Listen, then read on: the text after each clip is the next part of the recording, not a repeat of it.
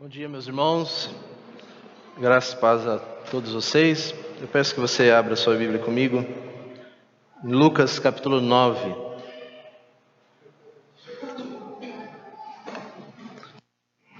Esse é o dia que o Senhor fez, nós devemos nos alegrar nele. Nosso Senhor se fez carne, viveu uma vida de perfeita obediência e justiça, morreu pelos nossos pecados, foi sepultado, ao terceiro dia ressurgiu, subiu aos céus e hoje está à destra de Deus Pai e intercede por nós nessa manhã. Lucas capítulo 9, a partir do verso 51 até o final do capítulo. Peço que você acompanhe a leitura comigo. Lucas capítulo 9, verso 51 ao 62.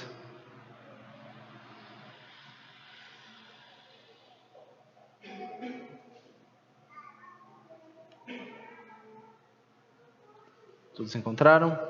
Vamos ler com alegria.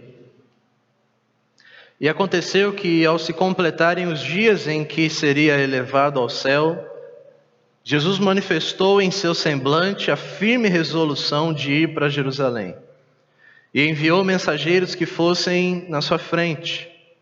Indo eles, entraram numa aldeia de samaritanos para lhe preparar pousada. Mas os samaritanos não o receberam, porque o aspecto do seu rosto era de quem decisivamente ia para Jerusalém. Vendo isso, os discípulos, Tiago e João, perguntaram ao Senhor: Senhor, quer que mandemos descer fogo do céu para consumir este povo?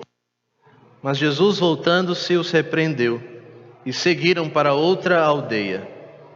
Enquanto seguiam pelo caminho, alguém disse a Jesus: Vou segui-lo para onde quer que o Senhor for.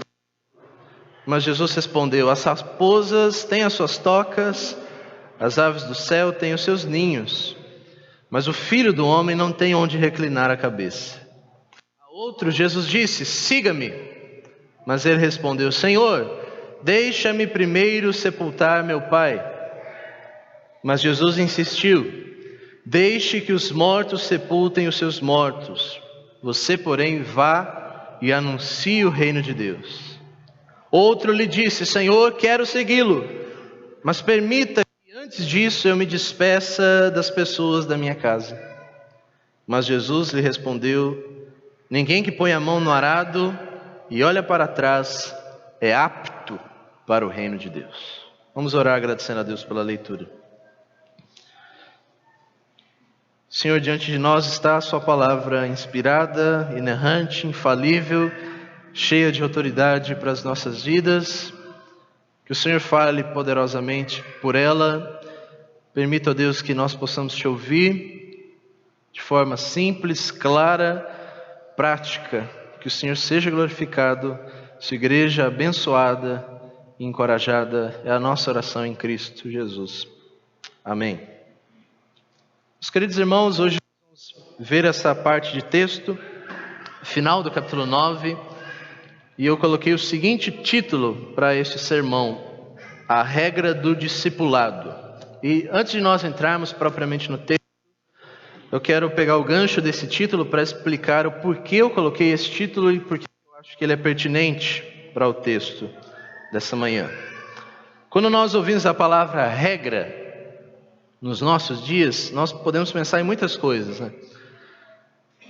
Talvez a gente pense numa regra de algum jogo específico, ou de alguma situação, ou as regras que os nossos pais colocam, ou regras da sociedade. Mas quando eu me refiro à expressão regra, eu penso no sentido mais originário dessa palavra, regra, que basicamente o termo em latim queria dizer régua. E se vocês separaram, pela graça de Deus, quinta-feira eu cortei o cabelo, né? E quando a gente vai cortar o cabelo, especialmente na maquininha, o Flávio também aqui, depois vocês podem contemplar o irmão, ele cortou na régua, que quer dizer bem lisinho, bem feitinho. Inclusive no barbeiro que eu fui na quinta-feira, irmãos, ele é um barbeiro muito chato. Em que sentido? Ele é um barbeiro muito perfeccionista. Então, enquanto eu estava sentado na cadeira, 20 vezes ele falava assim: por favor, fica a cabeça reta. E aos pouquinhos a cabeça inclinava, ele: por favor, fica a cabeça reta. Eu com a cabeça reta assim, segurando, porque ele passava a maquininha para deixar na régua, bem reto, bem feito, assim como o do Flávio. Então essa é a ideia original de regra, de régua, é traçar um limite, um padrão onde você não sai desse limite, é uma reta linear, você não titubeia de um lado nem para o outro. E você pode lembrar assim das regras de jogos, por exemplo, onde se você não cumpre regras da sociedade, de alguns jogos de tabuleiro, você é desclassificado ou você perde o jogo. Ou então nós podemos pensar no sentido mais histórico, teológico da expressão regra, e aqueles aqui que amam a história da igreja vão entender o que eu estou dizendo. Aliás, todas as pessoas que são de uma igreja reformada deveriam amar a história da igreja. Quando nós pensamos nos mosteiros, nos monastérios, os monges eles eram pautados por regras. Então, se você era um monge da ordem dos beneditinos, da regra de São Bento, você se pautava toda a sua vida espiritual, a sua vida física, tudo que você faz nessa regra, a regra de São Bento que ele escreveu.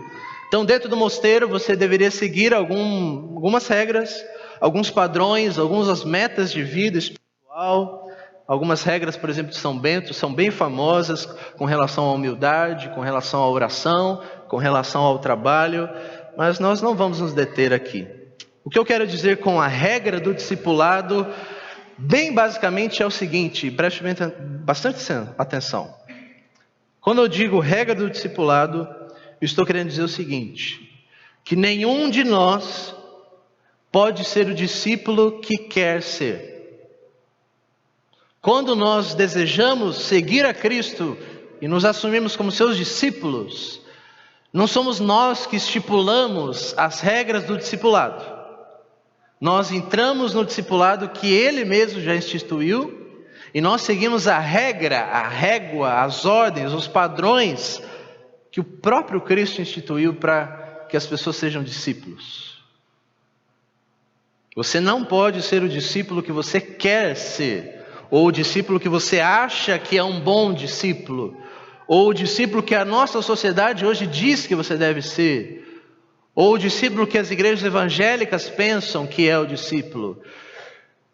Se nós queremos ser discípulos, nós temos que olhar para Cristo e ver como é que Cristo define na régua o que é o discipulado.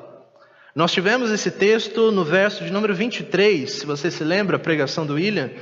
Jesus dizia a todos: se alguém quer vir após mim, negue-se a si mesmo, cada dia tome a sua cruz e siga-me, pois quem quiser salvar a sua vida, perdê-la-á, mas quem perder a sua vida por minha causa, esse a salvará. Ele está estipulando o discipulado. Quem quiser ser o meu discípulo, quem quiser vir após mim, negue-se a si mesmo e cada dia tome a sua cruz e siga-me. Mas quando nós lemos aquele texto, pode ficar muito genérico para nós, ainda mais nós que não crescemos em uma cultura de cruz, onde nós não vemos pessoas sendo condenadas a essa pena capital de morte de cruz. Então é difícil para nós entendermos o que significa tomar a cruz e seguir a Jesus, que basicamente é morrer. Só que Jesus, nesse texto que nós lemos hoje, que vamos expô-lo, ele vai explicar com mais detalhes o que ele está querendo dizer por discípulos. Como é o discípulo que segue a Jesus? É o discípulo que toma a sua cruz, que nega-se a si mesmo e segue a Jesus. Mas em termos práticos, o que isso quer dizer? É o que nós temos a partir do verso 51 e verso 62.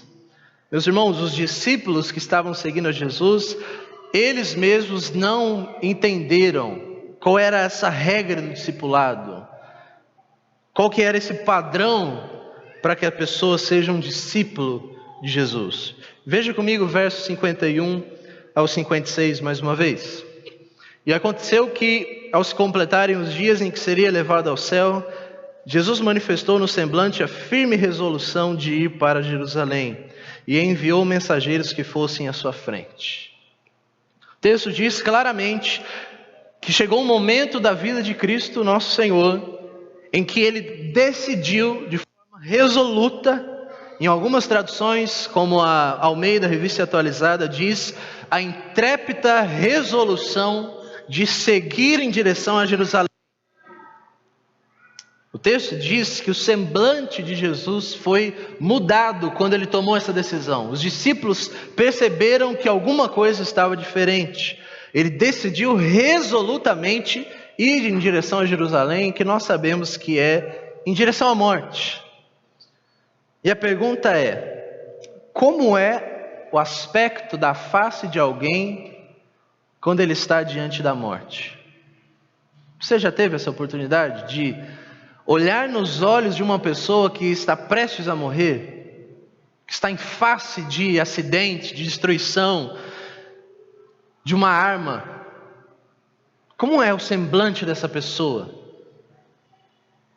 Quando nós pensamos nisso, nós pensamos em um quesito passivo. A pessoa nunca está pronta para a morte. Quando ela se depara com a morte, o semblante dela muda automaticamente. Mas Cristo, Ele voluntariamente, ativamente, mudou o seu semblante, porque Ele foi voluntariamente em direção à cruz, em direção a Jerusalém.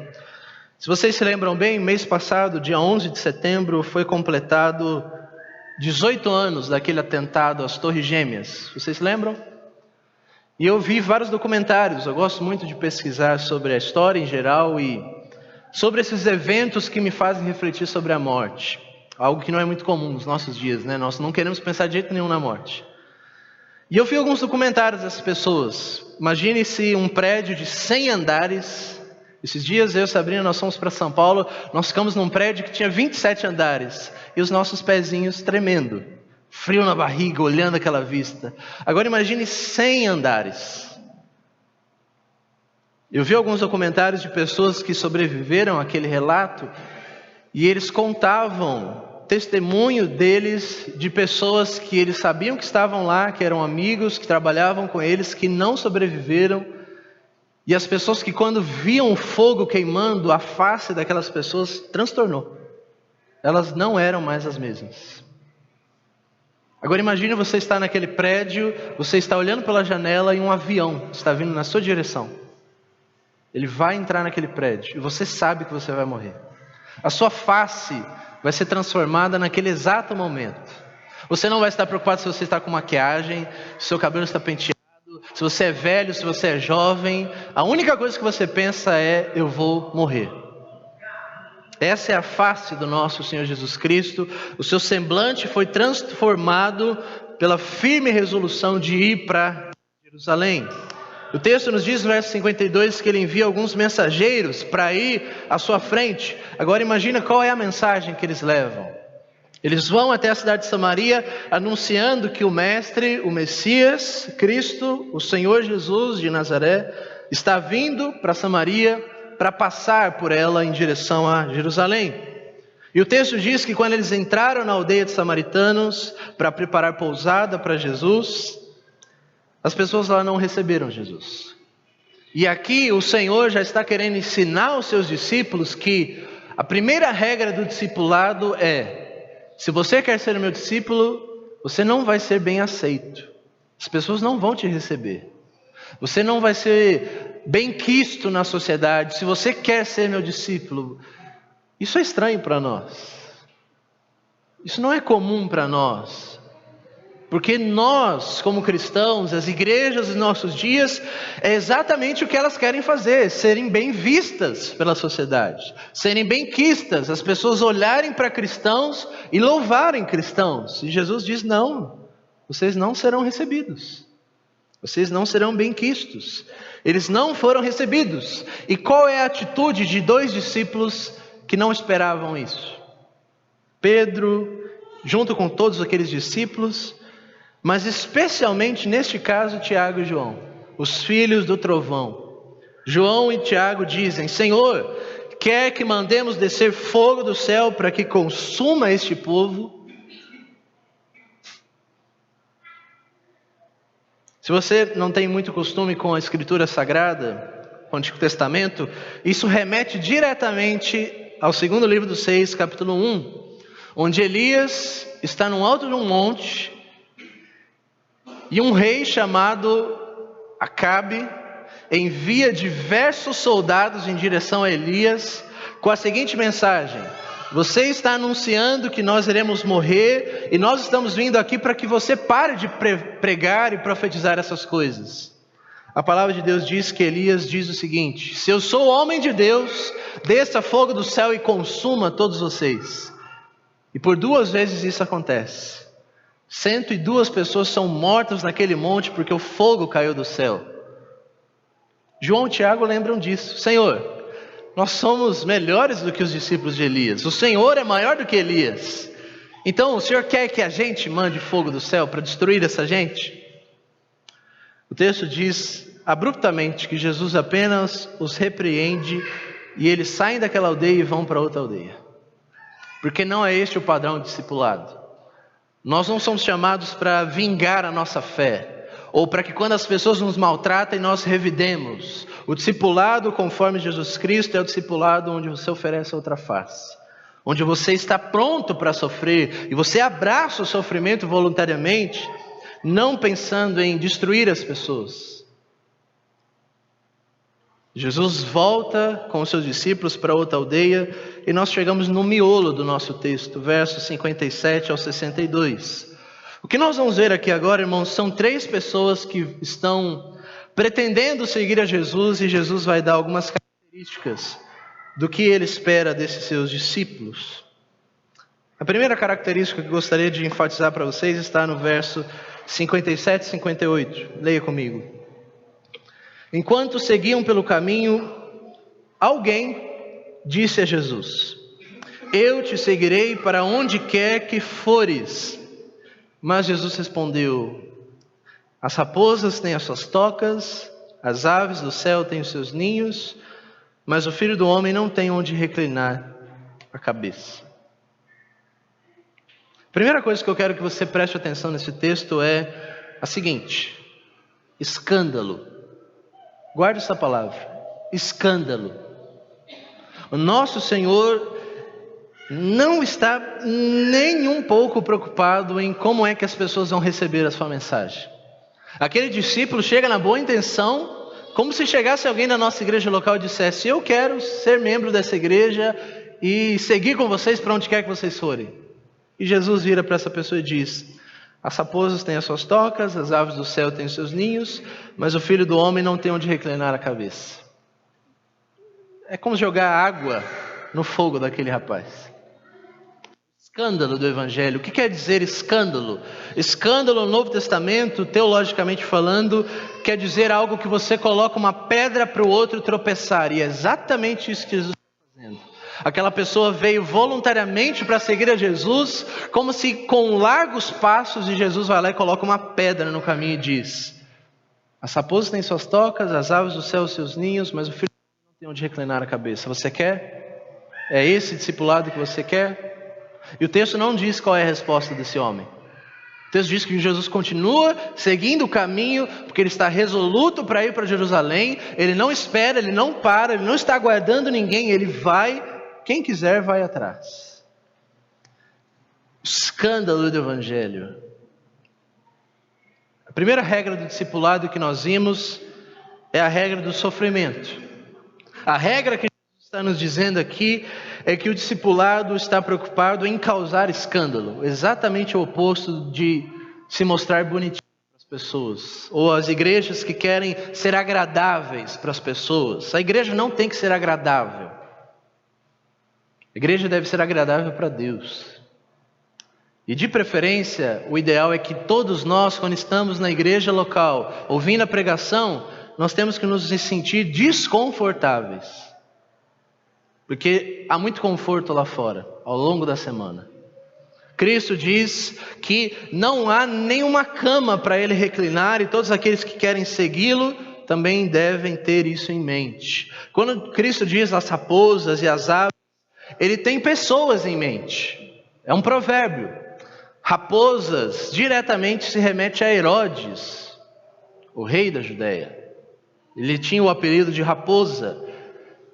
Quando Cristo diz as aves do céu, imediatamente ele está se referindo ao Império Romano, representado pelas suas aves, suas águias, enormes nos seus exércitos. Em outras palavras, Jesus está dizendo: eu não sou o rei como as pessoas esperam que eu seja rei, eu sou o filho do homem que não tenho onde reclinar a minha cabeça. Irmãos, não é estranho que nós, que nos afirmamos discípulos de Jesus, vivemos uma vida de busca de conforto, enquanto nosso mestre vive exatamente o oposto? Não é estranho, no mínimo? Será que nós, como discípulos de Cristo, estamos vivendo nesse espírito, neste propósito? Ou será que nós estamos querendo ser discípulos como nós queremos? Quem quer seguir a Jesus não tem descanso. Eu ouvi uma frase esses dias que diz o seguinte: as pessoas passam a vida toda ofendendo a Deus. E o que nós queremos hoje em dia é fazer com que as pessoas não fiquem ofendidas pela pregação, pela igreja, pelas mensagens. Nós não queremos ofender as pessoas. Eu não estou dizendo de você ser rude. Eu estou dizendo que o evangelho, ele é ofensivo. Como Spurgeon disse, o evangelho é um leão e quando você abre a jaula do leão, ele vai rugir, ele vai comer, ele vai estraçalhar pessoas. O leão não faz carinho. A gente não pode domesticar o evangelho para que ele seja palatável, para que ele seja menos ofensivo. O evangelho vai ferir, o evangelho vai matar para que haja vida. Então as pessoas, irmãos, vivem a vida toda delas ofendendo a Deus, deixe que elas sejam ofendidas pelo evangelho. Nós não precisamos domesticar o evangelho. Jesus não está mudando a sua mensagem para ganhar mais um seguidor, mais um membro, mais um dízimo, mais uma qualquer outra coisa que seja, mais um voluntário na igreja, mais um ajudante. Não. Ele deixa claro o que é o discipulado, se a pessoa quer seguir ou não, ela irá seguir. Mas lembre-se, quem quer seguir a Jesus não tem descanso, não tem conforto. E é muito estranho isso, irmãos, porque é isso que nós vivemos a nossa vida toda fazendo. Trabalhando, estudando, para quê? Para viver uma vida melhor, não é? Para ter uma casa melhor, um carro melhor, uma cama melhor, uma roupa melhor, tudo melhor. Nós estamos vivendo exatamente o oposto do discipulado, irmãos. Nós queremos ser discípulos confortáveis. E Jesus está dizendo para nós: se você quer ser meu discípulo, eu sou mestre, não tenho onde reclinar a cabeça. Imagina você. A segunda coisa que o texto nos ensina está no verso 59 ao 60. A outro Jesus disse: siga-me.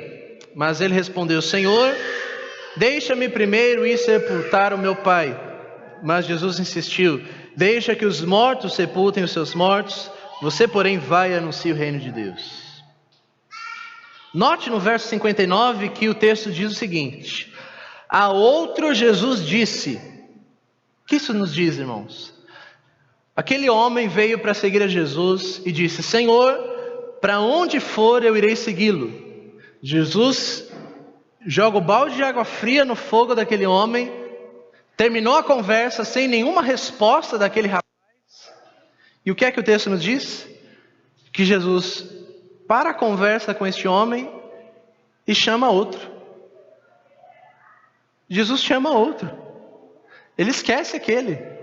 Acabou, desconsiderado, deserdado, como nós conversamos ontem no conselho. Esquece, acabou. Ele chama outro, estipula uma conversa com outro. Ele chega para esse outro e diz: você me segue, siga-me. Pego de surpresa, de supetão, aquele homem diz: Senhor, deixa-me primeiro sepultar o meu pai. O que isso quer dizer, irmãos? Talvez alguns podem pensar que ele estava lá no velório do pai dele, aí voltou para conversar com Jesus, ele falou: não, eu vou te seguir, mas deixa terminar o velório. Não é isso, irmãos. Na cultura judaica era muito comum que as pessoas fossem sepultadas, certo? Como nós conhecemos bem.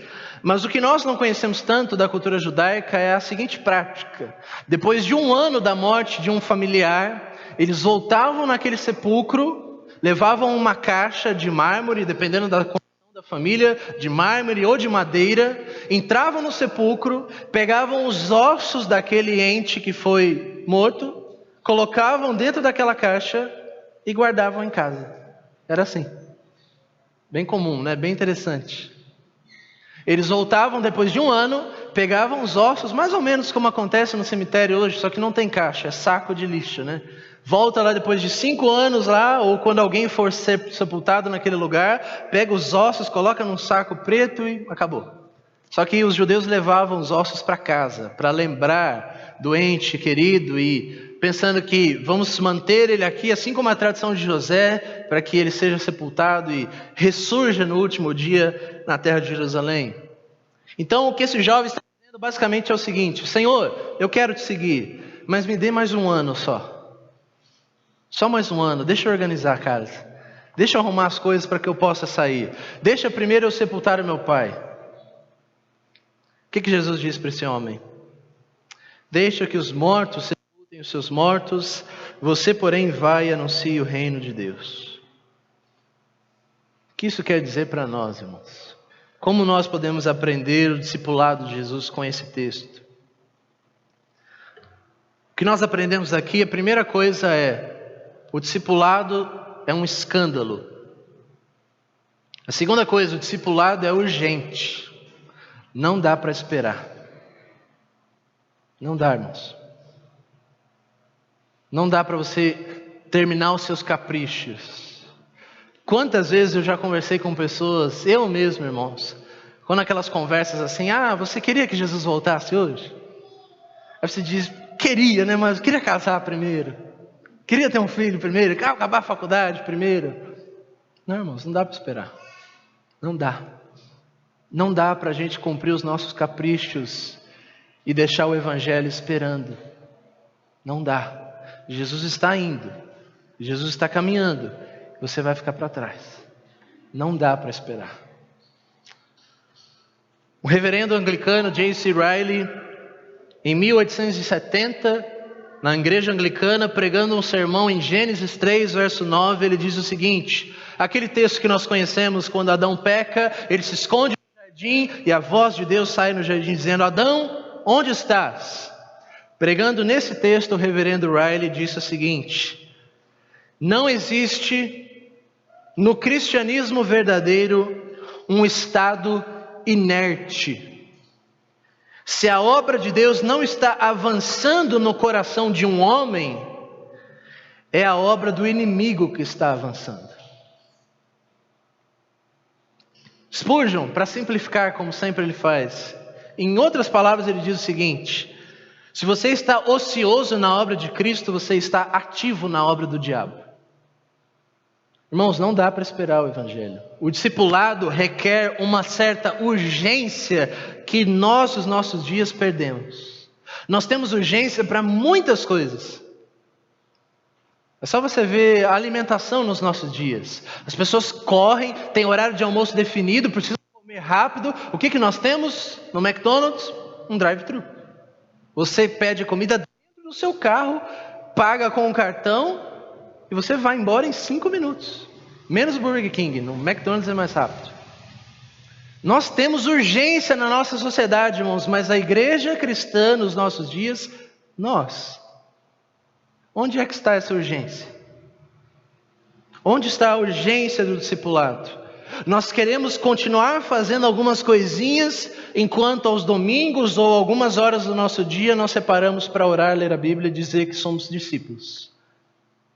Mas, irmãos, uma pessoa que deseja seguir a Jesus, ele está seguindo Jesus para a morte. Acabou a vida, ele já não tem mais vida. É uma passagem de ida para o Calvário, não tem volta. Acabou os seus sonhos, seus projetos, seus caprichos. É urgente. Deixa primeiro sepultar o meu pai. Deixa primeiro que eu me case. Deixa primeiro que eu alcance estabilidade financeira. Deixe isso e aquilo. Não. Deixe que os mortos sepultem os seus mortos. Você vai e anuncie o reino de Deus. A terceira e última coisa que o texto nos ensina sobre o discipulado, no versos 61 e 62 diz assim: outro então lhe disse, Senhor, eu quero segui-lo, mas permita que antes disso eu apenas me despeça das pessoas da minha casa. Tem problema nisso? Jesus respondeu: ninguém que põe a mão no arado e olha para trás é apto para o reino de Deus. O que isso quer dizer, irmãos? Você não tem tempo nem mesmo para despedir. Esse texto automaticamente nos relembra de 1 Reis, capítulo 19. Lembra que Elias estava cansado no ministério, fugindo de Jezabel. E o texto nos diz que Elias, ele foge então, anda quilômetros de distância a pé, correndo com medo de Jezabel. O Senhor aparece para ele naquele zimbro, alimenta Elias e diz: Elias, eu sei que você está cansado, mas coma porque você vai andar mais. E uma das palavras de Deus para Elias é a seguinte: Elias, eu quero que você vá ao encontro de um homem chamado Eliseu, e você vai ungí-lo para que ele seja o novo profeta de Israel. Elias vai até Eliseu. Quando ele chega na casa de Eliseu, o texto diz em 1 Reis capítulo 19 que Eliseu está com a mão no arado. Ele está arando a terra.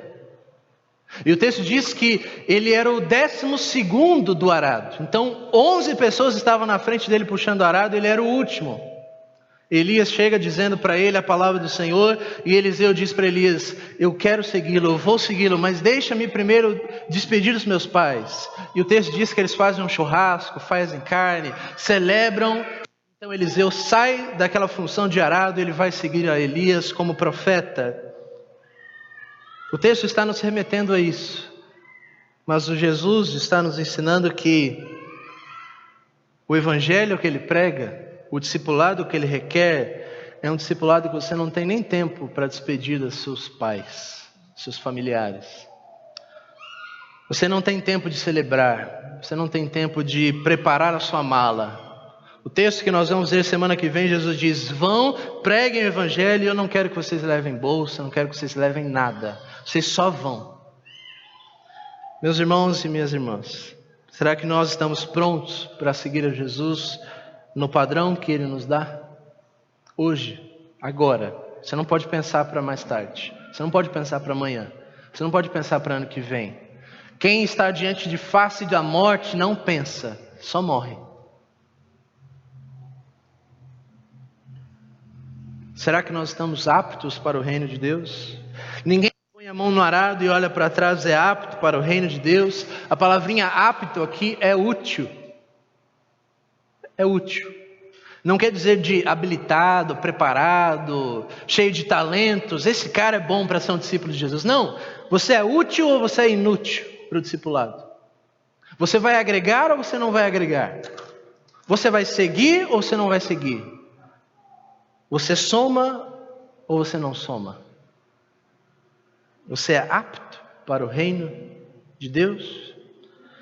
Nós podemos nos lembrar dos textos que Jesus diz em outras pregações. Lembrai-vos da mulher de Ló, que aquela mulher de Ló olha para trás, para a cidade de Sodoma e Gomorra sendo destruída, e o texto diz que ela virou uma estátua de sal. Lembrai-vos da mulher de Ló, lembrai-vos de Eliseu. Onde é que o seu coração está? Por fim, eu quero trazer uma ilustração que eu talvez pense que ajude vocês. Eu não sei quantos de vocês assistiram já um filme antigo chamado Fogo contra Fogo, de 1995. Tinha um ano, mas passa hoje, né? Então dá para assistir. Neste filme, Fogo contra Fogo, atores bem conhecidos, Al Pacino, Robert De Niro, eles estão contracenando um filme de ação. E nesse filme de ação, o Al Pacino ele é um detetive, o Robert De Niro é um criminoso, um ladrão da pesada. E eles estão conversando, como se fosse num café, num restaurante, conversando sobre a vida deles.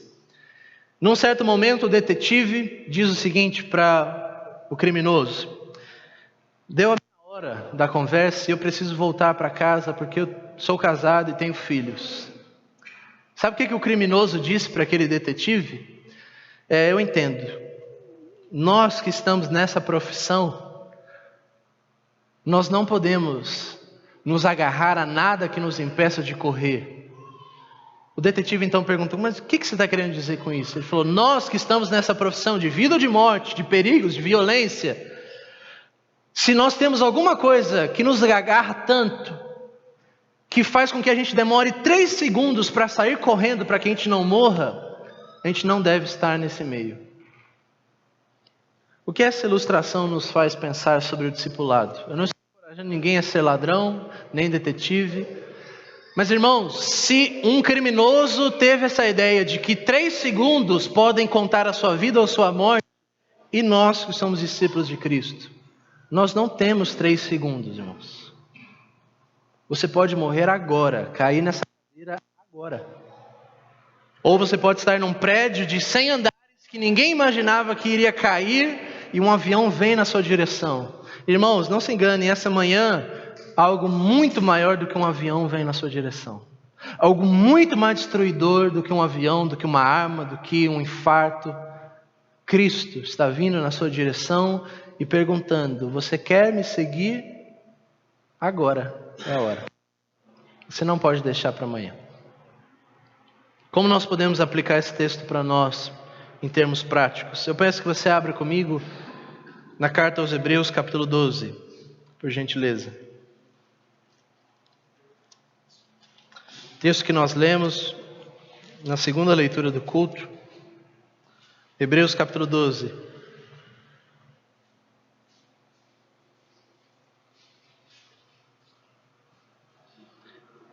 Tenho 3 aplicações práticas para nós.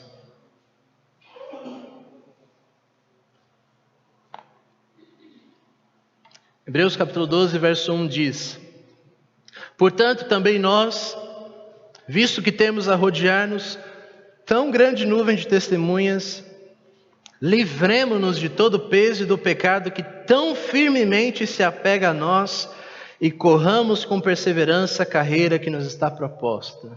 O autor aos Hebreus está encorajando aqueles irmãos a pensarem o que é que tem segurado eles para que eles não corram a carreira cristã. Ele não está dizendo andar, está dizendo correr.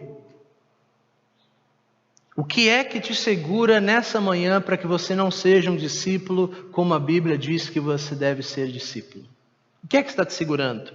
O que é este peso ou este pecado que tão firmemente se apega? E a palavrinha aqui remete a tenaz, que é aquela cola que gruda, que você não consegue correr. O que é que está te segurando nessa manhã? Para que você não se comprometa 100% com o Evangelho, com o discipulado. O texto ainda, para encorajar ou não, ele diz que existe uma grande nuvem de testemunhas ao redor dessas pessoas. E essa grande nuvem de testemunhas são todos os heróis da fé do capítulo 11. Pessoas que morreram pela fé. Mártires. E a pergunta é, se nós fôssemos colocados ao lado de discípulos de Jesus do primeiro século, que morreram dentro daquele coliseu romano, comidos por leões, crucificados, ateados fogo, o que você ia conversar com esse discípulo? Sobre prosperidade? Sobre conseguir um carro do próximo ano? A única coisa que aquele discípulo pensava era de morrer para a glória de Jesus. Existe uma discrepância muito grande, irmãos, e o intuito do sermão dessa manhã é mostrar essa discrepância para você, e você faz o que você quer com ela.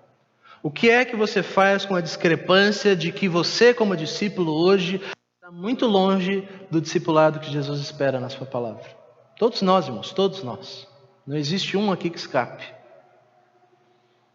O que é que está te segurando? E como é possível largar isso? É fácil nós reconhecermos o que nos segura. Talvez seja o dinheiro, filhos, projetos. O problema é como é que eu me livro dessas coisas? Como eu posso me ver livre para poder correr sem peso? Correr como um atleta? A resposta está no verso 2. Fixando firmemente os nossos olhos para o autor e consumador da fé, Jesus, o qual em troca da alegria que lhe estava proposta, suportou a cruz sem se importar com a vergonha, e agora está sentado à direita do trono de Deus. Portanto, o que vocês devem fazer? Pensar naquele que suportou tamanha oposição dos pecadores contra si mesmo, para que vocês não se cansem nem desanimem. O que você faz para que você possa correr? Olhe para Jesus. Quando você olhar para Jesus, você vai ver que o seu Senhor não tinha onde reclinar a cabeça. E você vai começar a se sentir incomodado. Você vai começar a ver que as amarras vão se soltando, olhando firmemente para Jesus. Irmãos, existem hoje tantas igrejas e pastores que querem encorajar as pessoas a seguir a Jesus de todo jeito. De todas as formas que você pensa, as igrejas querem alcançar e atrair as pessoas, menos através de Jesus. Eles querem atrair as pessoas pela pregação de autoajuda, pelo salão da igreja, pelas programações da igreja, as programações de comunhão, menos por causa da cruz. E se você não atrai discípulos por causa da cruz, você não vai manter discípulos na cruz. Como é que você faz para correr em direção à cruz? Olhe para aquele que estava pendurado lá. E se você o ama, é isso que você vai receber. Se você realmente ama Jesus, você ama a cruz. Você ama negar-se a si mesmo em troca da alegria que está proposta. O que o texto nos diz, irmãos, como nós vimos em Lucas capítulo 9, no verso 51, é que Jesus mudou o seu semblante e decidiu resolutamente seguir em direção à cruz. O que o texto nos mostra ali é que Jesus é o verdadeiro discípulo. Ele é o padrão de discípulo que ele instituiu. Todos nós, discípulos, devemos ser pautados nesse padrão do próprio Jesus. Ele foi o primeiro, e é isso que o texto nos diz aqui. Ele é o autor e consumador da fé. O autor significa aquele que deu a origem, aquele que iniciou. Jesus não apenas está lá longe dizendo, venham até mim. Ele está dizendo, peguem na minha mão e corram comigo, o discipulado. Ele institui o padrão, e se nós queremos ser discípulos, o padrão é Jesus. Qualquer outro padrão não é o padrão de discípulo. Só que quando nós pensamos nisso, a gente fica triste. Porque a gente vê que a gente não consegue se desvencilhar. A gente está muito preso, irmãos. Talvez nós faríamos bem se nós recitássemos a mesma palavra do rei Josafá, quando ele viu um exército vindo em direção a ele, em 2 Crônicas capítulo 20, verso 12, Josafá diz, Senhor, nós reconhecemos que nós não temos força contra esse exército que vem contra nós, nós não sabemos o que faremos, porém os nossos olhos estão postos em Ti. Ajuda-nos. Essa deve ser a sua palavra essa manhã. Senhor, eu não sei como eu faço para me desvencilhar. Eu sou fraco, débil, inútil. Eu não sou apto para o reino de Deus. Quem de nós é apto? Essa é a grande pergunta. Ninguém. Ninguém é apto, ninguém é útil para o reino de Deus. Por fim, irmãos, o verso 4 nos diz o seguinte.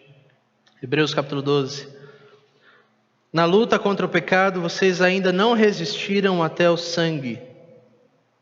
Em outras palavras, ele está dizendo, vocês já estão desanimados, cansados, e nem mesmo verteram uma gota de sangue por Jesus. Eu quero encerrar com 3 frases para cada um de nós. A primeira frase é de John Newton, aquele ex-traficante de escravos, o autor do primeiro hino que nós cantamos, Graça Preciosa. E eu quero encorajar você como eu. Você reconhece que você é um discípulo meia boca e que você vai sair daqui hoje isolado. Fala, realmente, que encorajamento resta para nós? John Newton diz o seguinte, eu não sou quem eu gostaria de ser, eu não sou quem eu poderia ser,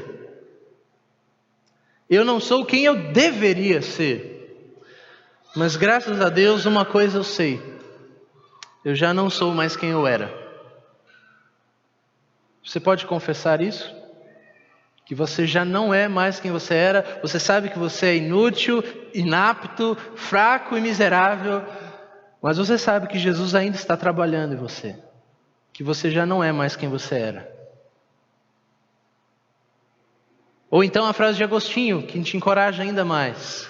Agostinho disse o seguinte, se você não puder voar, corra. Se você não puder correr, ande. Se você não puder andar, rasteje. O importante é não sair do caminho. Não é? Por último, a frase que nós cantamos no Segue-me, do cantor cristão. Você percebeu o que ele diz no final? O hino todo é um tributo ao convite de Jesus ao discipulado. Jesus está convidando a igreja a segui-lo. E ele diz tudo o que ele faz pela igreja. Guiar-te-ei à eterna luz, guiar-te-ei aos altos céus. E a última estrofe é a igreja que responde ao convite do discipulado.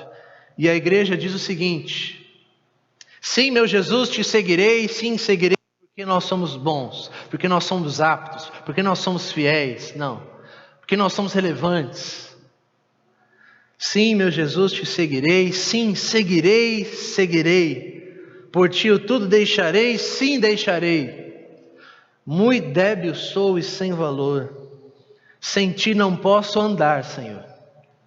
Mas enche-me do teu vigor. Seguirei, sim, seguirei. Essa é a oração que você deve fazer essa manhã. Você não é apto para o discipulado. Nenhum de nós é. Os monges, quando se apresentavam aos mosteiros, eles participavam de uma espécie de preparação para ver se eles eram aptos a seguir aquela regra. Mas irmãos, quando nós nos apresentamos diante da cruz, nenhum de nós é apto. Todos nós somos desqualificados. Mas é exatamente desqualificados que são chamados para a cruz. Então ore a Deus para que te enche de vigor, de força. O seu principal modelo é o próprio Senhor. Débil, sem valor, você não pode nem mesmo andar.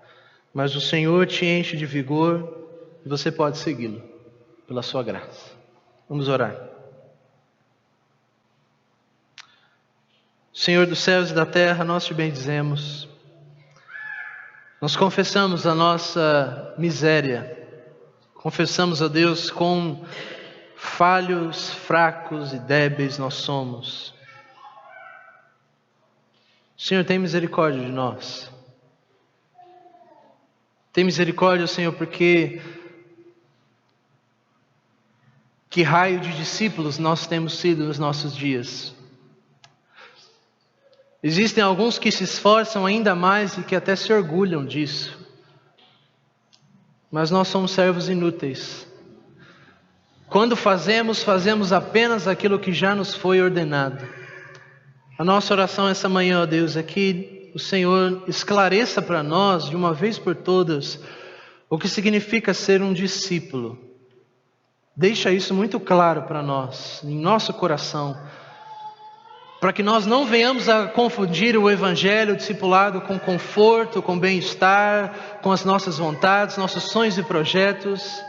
Deixa claro para nós, Senhor, que o discipulado é uma vida de sofrimento, de morte e morte de cruz. Se morte e sofrimento adveio ao Senhor, que morreu espancado, moído naquela cruz, a ira do Senhor caiu sobre ele. O que nós devemos esperar, Senhor? Portanto, esclareça para nós, é a nossa primeira petição. Que nós tenhamos convicção do que significa ser um discípulo. E a segunda petição que fazemos essa manhã é que o Senhor nos dê força para abraçar essa convicção. Que venhamos a rejeitar este mundo, os prazeres, a nós mesmos. A rejeitar o conforto, nossa cama, nossa família, os cuidados dessa terra, qualquer outra coisa que nos impeça de correr. A terceira petição que eu faço essa manhã, ó Deus, é para os meus irmãos que estão cansados. Aqueles que já não correm mais e que talvez nem estão andando, estão rastejando. Renova a força de cada um deles. Encoraja-os nessa manhã, pois nenhum de nós é apto para o discipulado. Nós pedimos essas coisas, reconhecendo a nossa miséria, mas muito mais a sua misericórdia para nós. Em nome de Jesus oramos. Amém.